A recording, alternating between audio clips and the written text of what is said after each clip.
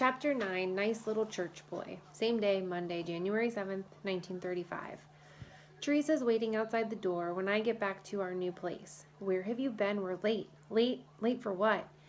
Teresa sighs long and loud, like this isn't even worth answering. You have a note from your mom. She hands it to me. It says, Dear Moose, I've gone to Beatrixel's to get a perm. Make sure to get your dad up at 6 o'clock. We're going to the officers club for a party at 6:30. There's a beauty parlor here, I ask Teresa. Nah, Bea does perms in her kitchen, but there's a barber shop for the Cons in the cell house. Come on. I dump my stuff inside. What are we late for, I ask. We're going to the parade grounds to meet my brother, Jimmy, Annie, and Piper. Wait. This Jimmy guy's your brother. How come you didn't tell me you had a brother? Teresa cocks her head and looked at me cross-eyed. Because why? Then you'd play with him instead of me. He's my age, she nods. Yes. So why are you telling me now? Now I know you like me. I do not. Yes, you do, she nods, her whole face earnest. I can't keep smiling at this. If we're meeting your brother, I need my glove. I race to my room to get my old glove for him, my new glove for me, and my baseball. Huh, Teresa says when I come back, Jimmy can't throw worth beans. We'll see about that, I say as we head out back around 64 building, then follow the curve of the hill to an open cement area big enough to park 30 cars. There are lots of gulls here, cranky ones too. Gulls are not happy birds.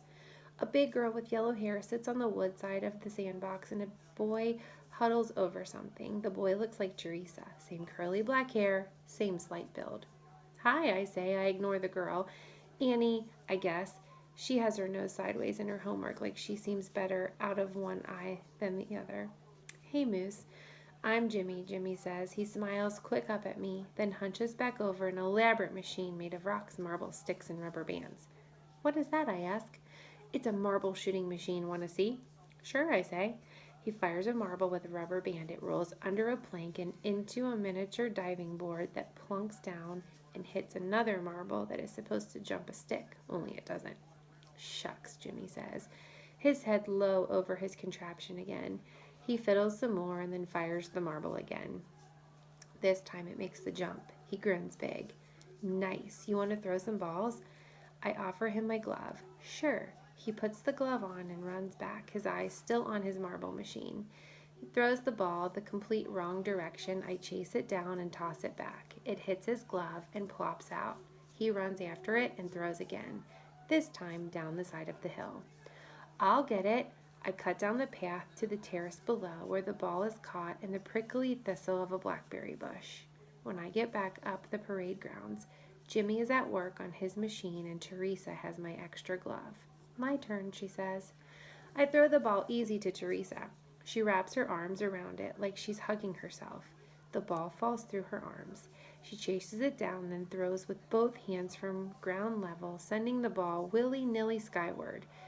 I guess baseball isn't the Matman family sport, I say under my breath. Teresa hands me back my glove. There's something else I haven't told you? Oh, really? And what is that? I edge away from her so I can play catch with myself. My mom has to keep her feet up. She's due to have my baby soon. It isn't your baby, Jimmy calls, balancing a stick on two rocks. She has to keep her feet up, otherwise the baby might slip out all of a sudden and bump his head, Teresa says. Teresa, Jimmy looks up from his project. He groans and rolls his eyes. It depends on how long the American cord is. Teresa's little gnome face scrunches up like she's thinking hard about this. And how tall the mom is. Umbilical cord, and shut up about mom's privates, Teresa, Jimmy orders. I look for a second at Annie. Something about the way she's concentrating makes me think she's paying more attention to us than to her work. How do you do, Annie? I say in my most charming voice. Hello, Moose. She doesn't look up. You wouldn't want to play a little ball, would you? I ask. Slowly and deliberately, she folds down a corner of her book and closes it.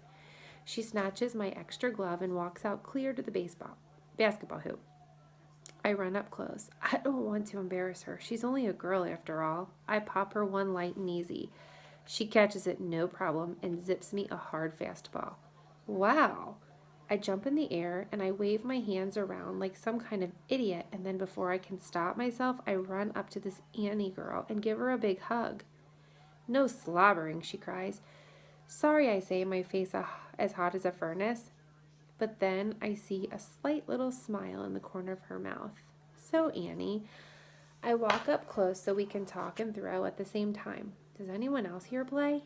No one except the cons. They play in the rec yard. Sometimes they hit one over the prison yard wall.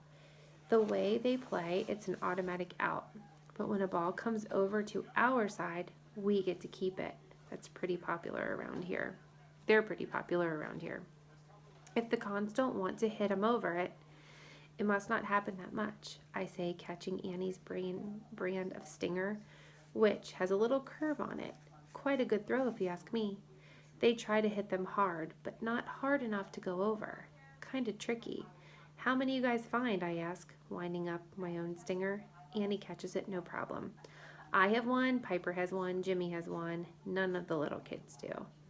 We're tossing the ball back and forth in a hard, fast rhythm that feels great. My arm is purring. The ball, my glove, my arm are all working together like greased motor parts. Annie is so good. I don't hold back. Where is Piper anyway? I can't keep myself from asking. Charm school? Charm school? That's a laugh. Is it remedial charm or what? Annie catches the ball and holds it. She walks up close enough to whisper, You got to get along with Piper, otherwise she'll make trouble for you and your dad. Can she do that? She can do anything she wants, she says, handing me back my glove, picking up her book and dusting it off. I gotta go in. You're going to that party tonight, I ask. Everybody goes, Annie explains. She walks, heavy, like she weighs 200 pounds. She's sturdy but not fat, and she has the best throwing arm I've ever seen on a girl. Pete would never believe it. I look around for Teresa and Jimmy, but they're already inside. I toss the ball up in the air and catch it just as the 4 o'clock bell rings. On Alcatraz, a bell rings every hour to remind the guards to count the cons and make sure no one's escaped. I'm about to go in when I spot Piper. Well, if it isn't our very own Babe Ruth. She's being sarcastic, but to me, this is the best compliment in the world. I like to play. What's the matter with that? I say, tossing the ball in the air and catching it barehanded. She looks around the parade grounds and starts walking back to the road like I'm not the person she's looking for. Did you see me play after school? Why am I asking this? I can feel my face heat up. She snorts but doesn't answer. They teach you how to make those sounds in charm school? I'm half skipping to keep up with her. That's how fast she walks.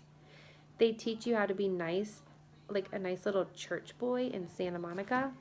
Oh, so now I'm a church boy? Talk about playing both sides and down the middle too. You won't help with our laundry service because you don't want to get in trouble. How do you spell Boy Scout? I just don't feel like doing it. Right. I'll bet you don't feel like doing anything against the warden's rules. How do you know? She makes a strange little sound in her throat and pulls open her front door.